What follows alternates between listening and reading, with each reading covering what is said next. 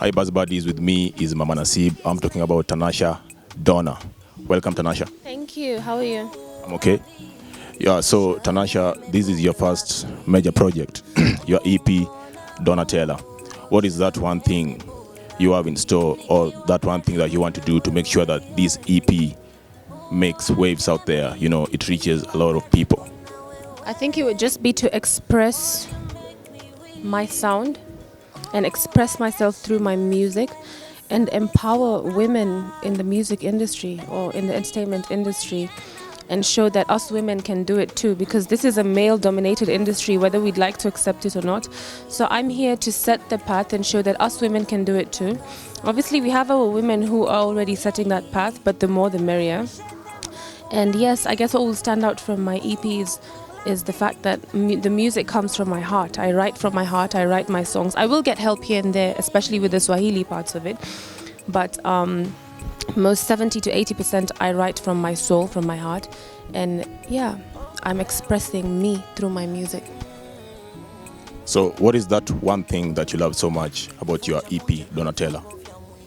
I would say the fact that it's a very unique sound. I tried to make it a global sound and localize it as much as possible, because we have to still bring it home. It still has to sound like an African sound, but it sounds African and it sounds continental simultaneously. So I feel like that's unique. Yeah. Yeah, so having traveled across different countries, you know, I'm sure you've traveled across different countries in the world. What is that one thing that you love about the Kenyan music industry, and what is that one thing that you'd like to change in the Kenyan music industry? Change, I would say, I wouldn't really want to change anything, because I feel like we're growing at the right pace. I feel like now is finally our time. Starting from 2018, our industry just keeps growing, you know. And there was a disconnect back then in the Kenyan music industry. We had our sound, we were doing great, and then we just kind of lost it along the way. And I feel like politics plays a role, but I don't want to fully blame it on the politics or the political situation of the country. I blame it on us individuals as artists as well. I feel like it's a branding problem, how we brand ourselves, how we present ourselves. We need to treat ourselves like the stars that we are, you know.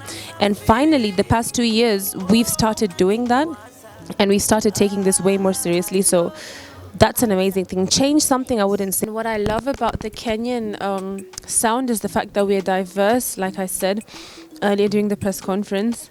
And I was having these conversations yesterday during rehearsals, and we were like, where did Kenya go wrong in the music industry? Because we have it, but we're still not where we should be, you know? And we agreed that now is actually our time, you know? We're finally doing it. We're at the right place. And the fact that we are so diverse, that diversity is our sound. We don't have to have our own sound. Nigerians have the Afro beats. Tanzanians have the bongo. Kenyans, we are diverse. That is us. We can rap, we'll spit, we'll do the house vibe, we'll do the bongo vibe, we'll have it all in one, and that's our sound. That's us. So, with your links with Diamond Platnumz, what was his role towards the making of this EP? Or maybe the Wasafi team, what was their role towards the making of this EP? They played a major role in featuring in my songs. I have a song with Damond, and I have a song with Mbosso as well on the EP. The one with Mbosso is already out. So yeah, he has played a role in advising me. I'll write my songs, I'll record it, and I'll present it to him. And he'll tell me, okay, I feel like you should do it like this over here and do it like that over here. And I really appreciate the fact that he has supported me in this, because he always vouched for one thing, and he said, it's going to be extremely difficult for me to date someone who's doing music, or someone in the entertainment industry who's doing what I'm doing. And the fact that he made that sacrifice for me, and he supported me through it all, is just amazing, and I feel like it's a blessing. So yeah, through his advice and through his collaborations with him and his artists, he has contributed to this EP. Is there something in the pipeline for you to get signed by Diamond under his label? As for now, not really, but we don't know what the future holds. My sound is very different, not because we don't want to, or because I feel like, no, I don't want to be signed, or he feels like, no, she should not be signed. No, I feel like it's because the sound I'm creating, as opposed to the Wasafi sound, are two different things. Maybe if later he ventures into like a Wasafi Kenya or a Wasafi, a different Wasafi sound that's not necessarily strictly bongo, then it might be different. But the fact that my sound is a bit different from their signature sound, obviously there's a barrier there, yeah. So, but we don't know what the future holds. You never know. Your EP is dropping finally tomorrow, the 31st.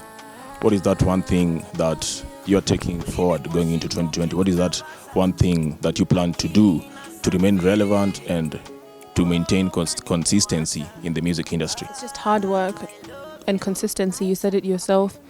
That's what I intend on doing to remain relevant in the industry. This is just the beginning of a long journey for me. It's not going to be easy.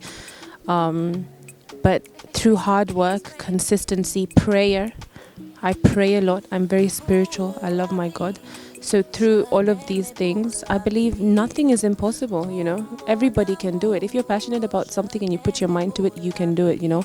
And I'm far from successful or far from where I want to be, but I know I'm headed there, and that's the most important thing, you know.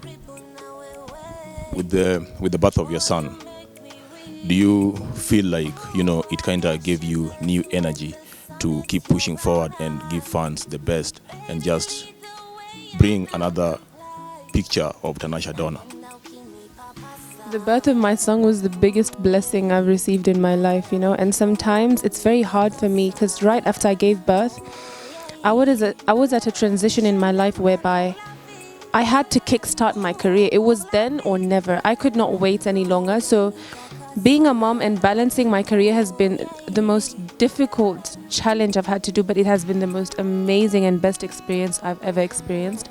And I believe that he is the blessing and he is the reason that all of these things are happening. You know, they say babies are blessings and he's just everything for me, you know. And I'm doing all of this for him to build his future so he can be anything he wants to be, you know. Go to the best schools, have proper manners, be prayerful, be hardworking. It's all for him. Yeah.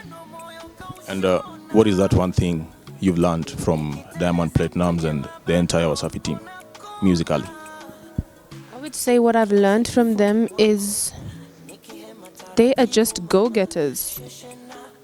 They will sit in the studio every single day and they will work hard. They will work their teeth off. Like they're upcoming artists. I've never seen that. I've never seen artists work like they're upcoming artists. They'll work as if they're releasing their first song each and every single time. And for me, that was just amazing to see that. And that's how people become successful. And I saw it from them. And I'm sure most of the successful artists are like that. They're constantly in the studio. When you look at them, they're not relaxed. They're not comfortable. They keep working as if it's their first song they're releasing. And that's inspiring for me. You know, they don't get comfortable. They work hard. They're go-getters. They're not content. They just want more and more. And that's amazing. The biggest challenge you faced ever since you ventured into music? A lot of judgment. Oh, you're doing this because you're dating Diamond. Or, oh, now you want to be a star. All of his girls wanted to be a musician. Now you want to be that too. People don't know my backstory. If you followed me since them times I had 80,000 followers to now, you'd know that music has always been a part of me, you know. And the people around me know that. They know Tanasha was never a movie person. She was never a dancer. She's always been a music person, you know. And a lot of people don't know that I released my first songs way before I met Diamond.